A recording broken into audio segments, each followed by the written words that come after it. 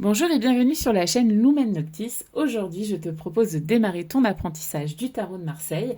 Dans cette série, le tarot de Marseille expliqué aux débutants tout ce qu'il faut savoir avant de commencer. Bon, tu viens d'acheter ton premier tarot de Marseille, ou on va dire que tu t'y intéresses peut-être depuis quelque temps sans vraiment savoir par où commencer. Eh bien, je t'annonce que tu es au bon endroit pour commencer ton apprentissage. Le tarot de Marseille, c'est vrai qu'il peut paraître impressionnant. Au premier abord, on a 78 cartes, des personnages parfois mystérieux, des symboles parfois difficiles à comprendre, et surtout, il y a une quantité énorme d'informations qui peuvent vite décourager même les plus vaillants d'entre nous. Dans cette vidéo, l'idée ici, c'est de commencer l'apprentissage déjà en t'expliquant les bases du tarot de Marseille de manière simple et accessible. D'ailleurs, je vais faire en sorte que ce soit très digeste, tout cet apprentissage. À la fin, tu comprendras comment le tarot de Marseille est construit, à quoi il sert et comment commencer à l'apprendre sans te perdre. Donc ça, c'est le but d'aujourd'hui. Il faut quand même que tu aies à l'esprit que tu es en train de t'inscrire dans un apprentissage long et parfois laborieux, qu'on soit clair. Donc il faut être patient. Tu ne pourras pas tirer le tarot de Marseille à la perfection en quelques semaines. Moi, je ne vais pas te promettre ça, contrairement à d'autres cartomanciens qui vendent des formations à prix d'or. Moi, ici, c'est gratuit, tu l'auras compris, et qui te promettent qu'en 6 semaines, tu seras un grand voyant. Enfin, voilà, tu l'auras compris, ici, on n'est pas du tout là-dedans. Bon, allez, c'est parti. Donc le tarot de Marseille, c'est quoi? Le tarot de Marseille, c'est un jeu de 78 cartes dont les origines remontent à plusieurs siècles. À la base, c'était même un jeu de société, rien à voir avec la divination. Aujourd'hui, il est utilisé de différentes façons. Il peut être utilisé comme un support de développement personnel, comme un outil de réflexion ou encore comme un support divinatoire. Voilà. Quelle que soit l'approche choisie, c'est important de comprendre une chose, le tarot, ce n'est pas une boule de cristal, qu'on soit bien clair. Il ne décide pas de ton avenir et ne retire jamais ton libre arbitre. Ça, tu le sais, c'est mon credo, travailler sur le libre arbitre et le discernement. Pour moi, finalement, le tarot de Marseille, c'est avant tout un langage symbolique.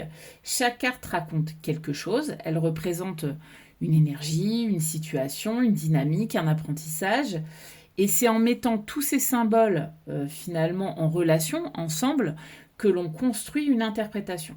Autrement dit, tu ne vas pas lire une carte comme tu lirais une définition dans un dictionnaire, tu vas apprendre à comprendre ce qu'elle raconte dans un contexte précis. Donc, comment est construit le tarot de Marseille? Donc, on l'a dit, c'est 78 cartes réparties en deux grandes familles. La première, c'est les arcanes majeures. On va dire que ce sont les cartes les plus connues. Donc, on a le mat, le battleur, la papesse, l'impératrice. Par exemple, le pape, l'amoureux, et on va jusqu'au monde comme ça. Et les arcanes majeures, elles viennent parler des grandes étapes de la vie, des transformations importantes, des choix, des prises de conscience et les apprentissages. Finalement, elles représentent les grands thèmes d'un chemin de vie. La seconde famille, c'est celle-ci. Ce sont les arcanes mineurs et il y a 56 arcanes du coup. Elles sont divisées en 4 séries. Donc vous avez ici les bâtons, vous avez ensuite les coupes, les épées et pour terminer, les deniers. Chaque série, elle va comprendre 10 cartes numérotées et 4 figures, le valet, le cavalier, la reine et le roi. Les arcanes mineures, elles vont venir parler du quotidien. Ici, c'est le chemin de vie et là, c'est ton quotidien. Donc, c'est les relations, c'est le travail, les émotions, les finances, les projets, les difficultés. Les majeurs donnent souvent finalement le cadre général, tandis que les mineurs viennent apporter des précisions. Les deux sont complémentaires. Je fais juste un petit focus sur quelque chose. Il y a des praticiens qui n'utilisent que les arcanes majeures. C'est tout à fait ok. Vous ne pourrez pas utiliser par contre que les arcanes mineures. Là, ça n'a pas vraiment de sens pour le coup. Mais ça, c'est une convention. C'est-à-dire que la convention, c'est soit vous utilisez que les majeurs, soit vous utilisez les deux. Moi, j'utilise les deux parce que je trouve que les mineurs apportent quand même beaucoup plus de nuances et permettent une lecture plus sensible, on va dire, de la question posée. Donc, c'est pour ça que moi, je fonctionne comme ça. ça. Mais on va y aller pas à pas, on commencera par les majeurs et on abordera les mineurs après un peu plus en détail. Mais vous pourrez, si vous le souhaitez, n'utiliser que les arcanes majeures si ça vous convient. Voilà, ça là-dessus, il n'y a pas du tout de sujet, c'est à vous de choisir. Alors, quelle est la différence finalement entre les arcanes majeures et les mineurs? Quand on débute, on a souvent tendance à se concentrer uniquement sur les arcanes majeures. Donc voilà aussi pourquoi certains n'utilisent que cette convention-là. On va dire que c'est normal parce qu'elles attirent immédiatement l'œil. Et puis parce qu'elles sont pleines de symboles, donc elles sont peut-être plus faciles, on va dire, à lire, plus accessibles. Mais pour moi, il ne faut surtout pas négliger les mineurs. Pour moi, c'est clair. Je vais vous dire, voilà, imaginez un film.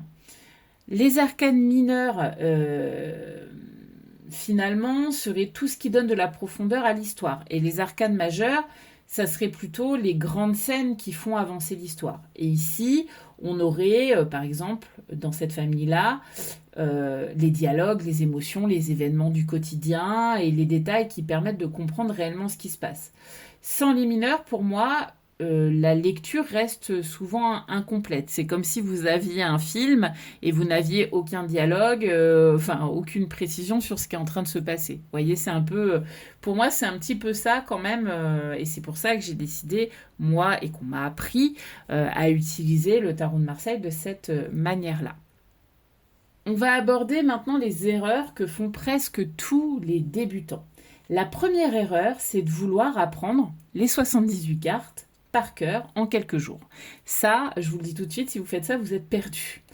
Le tarot, c'est pas un examen. Concrètement, vous n'êtes pas en train de passer le bac. Vous n'avez pas besoin de mémoriser des centaines de mots-clés pour commencer à l'utiliser non plus. Ensuite, la deuxième erreur consiste à croire qu'une carte possède une seule signification. Ce n'est jamais le cas. Une même carte peut prendre des nuances très différentes selon la question posée, selon les cartes qui l'entourent ou encore la place qu'elle occupe dans le tirage. La troisième erreur la plus fréquente, c'est de penser qu'il existe des cartes entièrement positives ou entièrement négatives. On va prendre un exemple, donc je vous l'ai déjà sorti ici, on a l'arcane sans nom. Elle est souvent redoutée parce que elle fait référence à la mort déjà, mais aussi parce qu'elle est associée à la fin d'un cycle. Pourtant, si on voit le verre à moitié plein et pas à moitié vide, une fin, c'est aussi ce qui permet un nouveau départ. Voilà.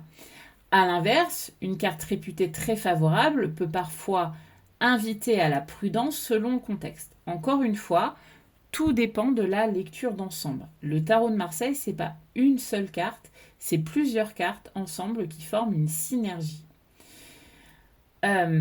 Et encore une fois, ça s'apprend avec le temps.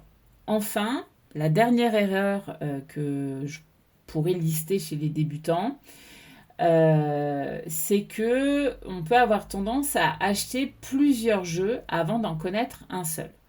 Mon conseil est simple. Quand tu débutes, c'est de commencer par choisir ton outil. Donc là, moi, je le choisis pour vous puisque c'est celui-ci sur lequel je suis un peu plus spécialisée, même si j'utilise d'autres jeux. L'idée, c'est de choisir un tarot de Marseille, de te familiariser avec et de prendre le temps de le découvrir avant d'aller voir ailleurs. Voilà, l'idée, c'est de maîtriser déjà un outil et c'est déjà amplement suffisant quand on arrive à le maîtriser en complétude. Alors, comment commencer à apprendre le tarot de Marseille? Pour moi, il n'existe pas une seule bonne méthode, mais moi, je vais te partager celle que je recommande. Pour moi, il faut commencer par observer les cartes. Avant même de chercher leur signification, je t'invite à regarder les personnages, les postures, enfin leur posture aux personnages, les objets qu'ils tiennent aussi, les couleurs et la direction des regards des personnages. Pose-toi des questions. Finalement, que raconte cette scène? Qu'est-ce que tu ressens en la regardant? Ensuite, tu vas apprendre progressivement les grands symboles. Pour ça, tu peux compter sur moi. L'idée, c'est de ne pas chercher à tout retenir d'un coup. Une carte par jour, c'est largement suffisant. D'autant que, Voilà, on va pas se mentir. Pour la plupart, vous êtes des adultes avec déjà une vie bien trépidante, avec les enfants, avec le travail, etc. et toutes les préoccupations qu'on peut avoir. Donc l'idée, c'est d'y aller pas à pas et voilà, concrètement, d'y consacrer Je préfère me dire que vous allez y consacrer un petit temps par jour plutôt que plusieurs heures d'affilée qui vont faire de cet apprentissage quelque chose de très indigeste. Pour moi, tu peux également tenir un carnet dans lequel tu notes tes observations, les mots-clés qui te parlent et les tirages que tu réalises. Donc moi, j'ai 2 carnets. Voilà, bon, vous l'aurez compris, c'est pas mes premiers. Celui-ci, je l'ai réédité récemment parce que le dernier avait pris l'humidité et était déchiré par endroits. Donc j'ai noté effectivement toutes les significations des cartes. Et ici, c'est mon carnet de tirage. Voilà, mon carnet de tirage où je note au quotidien les tirages que je peux faire et qui me concernent, hein, qu'on soit clair. L'idée, c'est pas forcément... Moi, je suis pas forcément tout le temps dans la divination. L'idée, c'est de pratiquer au quotidien. Et vous voyez, après 28 ans, je le fais encore. Donc, comme quoi, c'est quelque chose qui s'inscrit quand même dans la durée. Avec le temps, tu vas voir que les cartes, elles vont devenir de plus en plus familières. L'apprentissage finalement du tarot, c'est un chemin qui demande de la curiosité, de la pratique quotidienne et de la patience.